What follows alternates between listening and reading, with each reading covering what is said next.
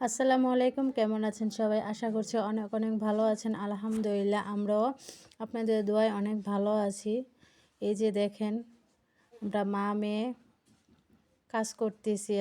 আজকে হচ্ছে আমাদের ছাদ ঢালাই দেওয়া হবে, তার জন্য তাদেরকে খাওয়াতে হবে। তো এই যে তাদের জন্য আমরা রান্না করব। তো রান্নার প্রিপারেশন নেওয়া হচ্ছে। প্রথমত গরুর গোস্তগুলো আমি মশলাটা সবগুলো একসাথে একটা বোলের মধ্যে রাখবো। রাখার পরে হচ্ছে এটা আমি একসাথে মাখাবো। মাখানোর পরে তারপরে হচ্ছে আমি বসাবো। তার জন্য বড় একটা বোল নিলাম। তারপরে একের পর এক মশলা দেওয়া হচ্ছে। আর এই প্রথম আমি এতজনের রান্না করতেছি।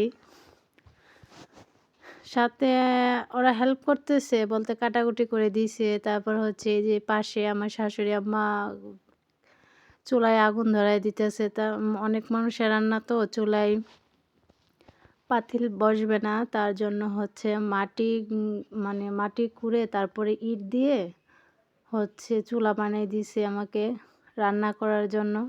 তো আস্তে আস্তে আমি সবগুলা দিয়ে দিতেছি। আমার তো ভিতর একটু ভয় করতেছে, কারণ 50-60 জনের রান্না আমি কখনো করি নাই, এই ফার্স্ট একা একা করতেছি।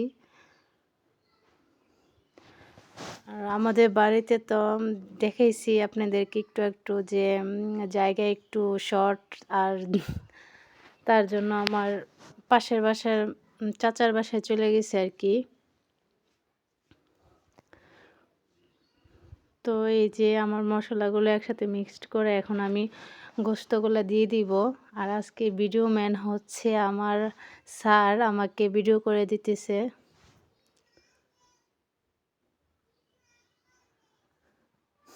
এই যে এখন আমি গোস্তগুলো দিয়ে দিতেছি।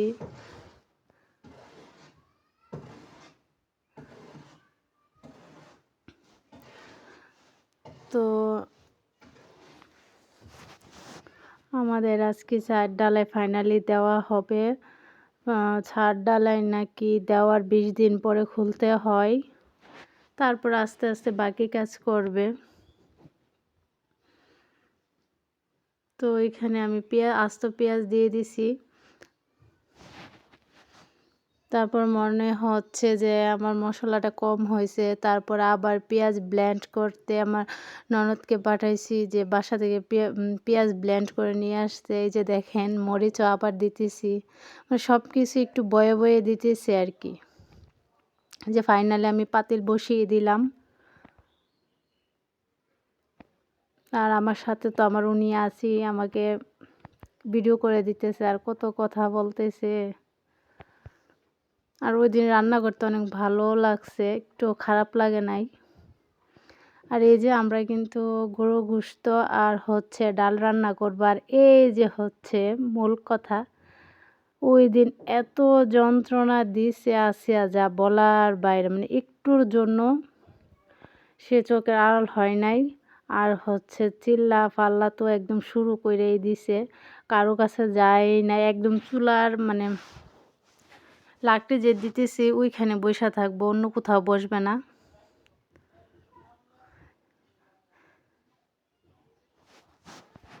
এই যে আমি এখন দিয়ে দিলাম।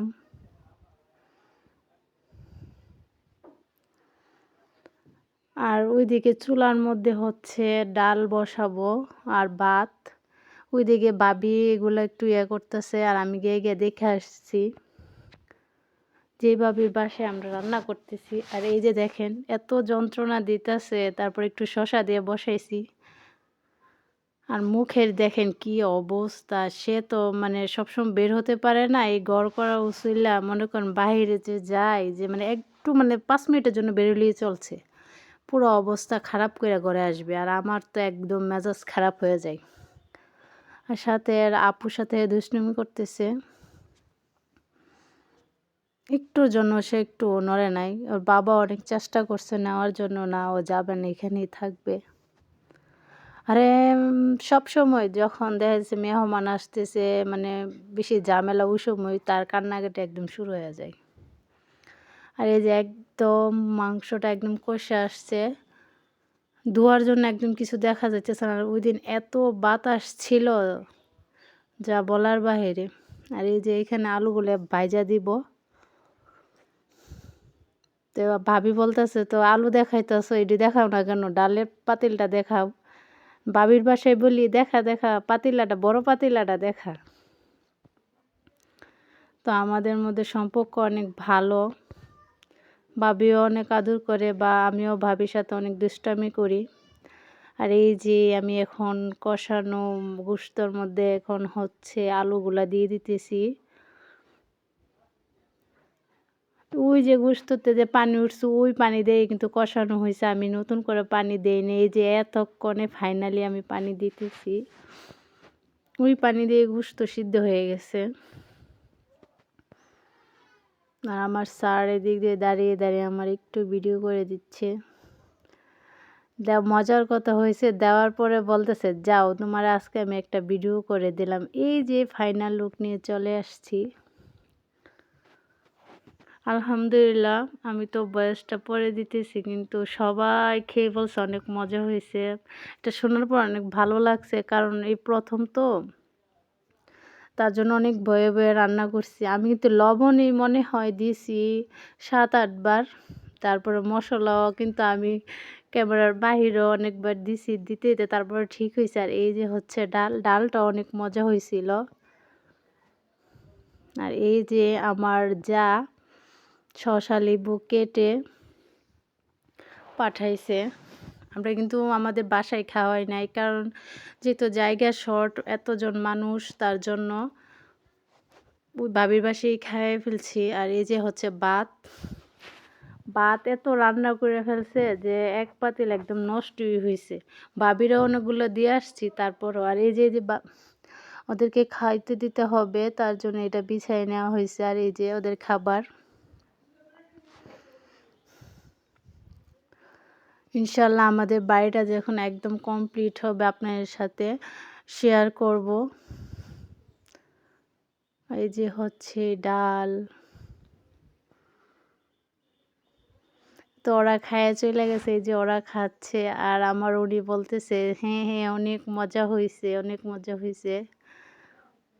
এখানে আমার শ্বশুর, আব্বা, চাচা, দেবর, আমার হাজবেন্ড।